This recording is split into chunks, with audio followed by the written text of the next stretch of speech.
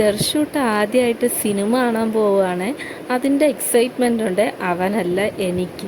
അവൻ അതിൻ്റെ അകത്ത് കയറുമ്പോൾ സിനിമ കാണാൻ സമ്മതിക്കുമോ എന്തോ. അങ്ങനെ ഞങ്ങൾ രാവിലെ കൽക്കി കാണാനായിട്ട് വന്നതാണ്. ഇവിടെ RP മാളിൽ ടിക്കറ്റ് എടുത്ത് വെയിറ്റിങ്ങിൽ. കാറ് ദർശുവിൻ്റെ ഒരു വീക്ക്നെസ് ആയതുകൊണ്ട് അവൻ ഉടനെ തന്നെ അവിടെ ഇരുന്ന കാറ് കണ്ട് ഓടി അതിൻ്റെ അടുത്ത് ചെന്നിട്ട് എൻ്റെ അടുത്ത് പറയാം, അമ്മ കാറിൽ കയറണമെന്നും പറഞ്ഞ് കാറും പിടിച്ചുകൊണ്ട് നിൽക്കുവാണ്. ആദ്യത്തെ കാറിൻ്റെ അടുത്ത് തലേന്ന് തിരിച്ചു നോക്കിയപ്പോഴേ അത് ലൈറ്റ് എത്തുന്ന കാറ്. പിന്നെ ഒന്നും നോക്കിയില്ല, അവ ഓടി ലൈറ്റ് എത്തുന്ന കാറിൻ്റെ അടുത്ത് വന്ന് ഓട്ടിക്കുകയൊക്കെ ചെയ്യുന്നുണ്ട്. അവിടെ നിന്ന് ഇനി അതിൻ്റെ അകത്തോട്ട് കയറാൻ നോക്കുവാണ്. അവിടുത്തെ സ്റ്റാഫ് വന്ന് അവനെ കാറി എടുത്തിരുത്തി കാർ ഓണാക്കിയത് അവൻ കരഞ്ഞ്. ഞാൻ അതുകൊണ്ട് പൈസ കൊടുത്തില്ലായിരുന്നു, അല്ലേ ഇവ ഇരിക്കോ ഇല്ലേന്ന് നോക്കിയിട്ട് ടിക്കറ്റ് എടുക്കാമെന്ന് കരുതി ടിക്കറ്റ്. അതൊരു പാവം കൊച്ചായിരുന്നു. അത് അവനെ എടുത്തിട്ട് പിന്നെയും എടുത്ത് ഇരുത്തുക, മോനെ ഇരിക്കുക കളിക്കാന്നൊക്കെ പറഞ്ഞു. പക്ഷെ അവൻ കേൾക്കുന്നില്ല, അവൻ കരയോ പേടിയാവുന്നെന്ന്. എന്ന് വെച്ചാൽ കാറും ഗെയിം കളിക്കുന്നതുകൊണ്ട് അത് കുലുങ്ങുന്നുണ്ട് ഇരുന്ന്. അപ്പം ഇയാൾക്കൊരു പേടി. അങ്ങനെ ഏട്ടൻ വന്ന് എടുത്തിട്ട് ഏട്ടൻ പറഞ്ഞ്, അച്ഛൻ ഇവിടെ ഇരിക്കാം, മോൻ അതിൻ്റെ അകത്ത് കയറി ഇരിക്കുന്നൊക്കെ പറഞ്ഞ് കറക്കി കാണിക്കുന്നുണ്ട്. എന്നാലും അവൻ ഇരിക്കുന്നില്ല. എനിക്കറിയാം അവസാനം ഇങ്ങനെ തന്നെ. അങ്ങനെ ഞാൻ പറഞ്ഞു, എന്നാൽ പിന്നെ ഇതിൻ്റെ ടിക്കറ്റിൻ്റെ ക്യാഷ് തരാമെന്ന് പറഞ്ഞപ്പോൾ അത് പറഞ്ഞ്, വേണ്ട ചേച്ചി പൈസ തരണ്ട. അങ്ങനെ മോളടുത്ത് കയറാൻ പറഞ്ഞപ്പോൾ അവൾക്ക് ഒന്നാലും കയറത്തില്ലെന്നും പറഞ്ഞ് നോക്കിക്കൊണ്ട് ഇന്ന് സമയം പോയത് അറിഞ്ഞില്ലേ. സമയം 11:30 സിനിമ തുടങ്ങുന്നത്. അങ്ങനെ ഞങ്ങൾ നടന്ന് തിയേറ്ററിൻ്റെ അകത്തോട്ട് കയറുക. അവിടെ നിന്ന ആൾക്കാരെല്ലാം അകത്ത് കയറി, ഞങ്ങളാന്ന് ഒന്ന് അവസാനം കയറാൻ പോകുന്നത്. അങ്ങനെ കുറച്ച് പോപ്കോണൊക്കെ വാങ്ങിച്ചത് തിയേറ്ററിൻ്റെ അകത്തോട്ട് കയറാൻ പോകും. വീഡിയോ എടുക്കാൻ പറ്റിയില്ല, എൻ്റെ ശ്രദ്ധ ഫുള്ള് പോപ്കോണിലായിപ്പോയി. പിന്നെ ഇറങ്ങാൻ നേരമാണ് വീഡിയോ എടുത്തത്. അങ്ങനെ പടമൊക്കെ കഴിഞ്ഞ് നമ്മൾ പുറത്തിറങ്ങി. ദർശനെ കൊണ്ട് കുഴപ്പമൊന്നുമില്ലായിരുന്നു, അവ അടങ്ങിയിരുന്നു. ഇറങ്ങിയത് നല്ല വിശപ്പുണ്ടായിരുന്നു. ഏകദേശം 3 മണിയായിട്ടുണ്ട്. പിള്ളേർക്ക് നല്ല വിശക്കുന്നുണ്ട്.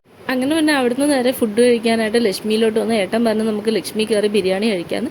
ഞാൻ അപ്പോഴേ ഏട്ടൻ്റെ അടുത്ത് പറഞ്ഞു, 3 മണിക്ക് എവിടുന്ന മനുഷ്യൻ നിങ്ങൾക്ക് ബിരിയാണി കിട്ടുന്നത്. അവിടെ ബിരിയാണി അത് കണക്ക് തന്നെ ഇല്ലായിരുന്നു.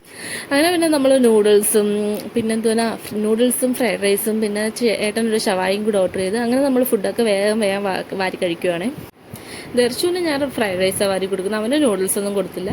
റൂഹി നൂഡിൽസ് കഴിക്കുന്നുണ്ട്. പിന്നെ അവൾ എൻ്റെ അടുത്ത് പറയുന്നത്, അമ്മ എനിക്കൊരു ഷാർജ ഷേക്കും കൂടെ വാങ്ങിച്ചു തരാൻ. അങ്ങനെ ഞാൻ പറഞ്ഞ ഏട്ടൻ്റെ അടുത്ത് പറഞ്ഞു, എനിക്കും വേണമെന്ന് പറഞ്ഞു. റൂഹിക്ക് പിസ്താ ഷേക്ക് മതിയെന്ന് പറഞ്ഞു. അങ്ങനെ പിസ്താ ഷേക്ക് കൊണ്ടുവന്നത് അവൾ കഴിച്ചുകൊണ്ടിരുന്ന നൂഡിൽസ് കഴിപ്പൊക്കെ നിർത്തിയിട്ട് പിസ്താ ഷേക്ക് കുടിക്കുവാണ്. എനിക്കാണെങ്കിൽ നല്ല പേടിയുണ്ട്, ചുമ വല്ലതും വരുമോയെന്ന്. ഞാനങ്ങനെ അവൾക്ക് ഷേക്ക് അങ്ങനെ അധികം വാങ്ങിച്ചു കൊടുക്കത്തില്ല. ഫുഡ് കഴിച്ചിട്ട് നേരെ വീട്ടിലോട്ട് പോകുന്ന വഴിക്ക് സ്മാർട്ടിലൊന്ന് കയറി കുറച്ച് വീട്ടിലേക്ക് പച്ചക്കറിയും മോക്ക് കൊണ്ടുപോയി ഫ്രൂട്ട്സ് അങ്ങനെയൊക്കെ കുറച്ച് സാധനങ്ങൾ വാങ്ങിക്കണമായിരുന്നു. അങ്ങനെ അതും കൂടെ വാങ്ങിച്ചുകൊണ്ട് പോകാമെന്ന് കരുതി സ്മാർട്ടിൽ കയറിയതാണ്. ദർശു വന്ന ഉടനെ ട്രോളിയിലൊക്കെ കയറി ഇരിക്കുന്നുണ്ട്. എല്ലാം ഇനി ചൂണ്ടിക്കാണിക്കുക, അത് വേണോ ഇത് വേണോ എന്നൊക്കെ പറഞ്ഞ് ഓരോന്ന് ചൂണ്ടിക്കാണിക്കും അവിടെ നിന്ന്.